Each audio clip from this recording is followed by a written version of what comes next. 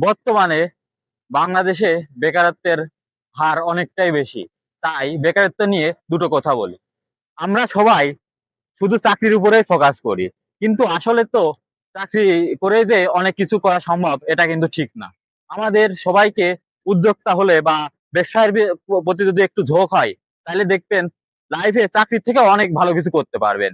আমরা বর্তমান জেনারেশনের একটা মেন্টালিটি হয়ে গেছে যে হলো চাকরি করব, জব করব, পড়ালেখা করতেছি জব করার জন্য, কিন্তু এই পড়ালেখাটাকে আমরা যদি কোনো ব্যবসা বা কোনো কিছুর উপরে খাটাই তাহলে কিন্তু অনেক কিছু সম্ভব।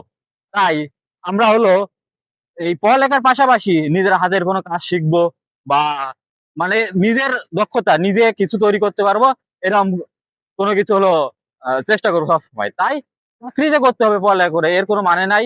সবাই নিজ নিজ কাজ, নিজ নিজ নিজের যে একটা প্রতিভা আছে এটাকেই সবার সামনে তুলে ধরুন, জীবনে সফল হতে পারবেন।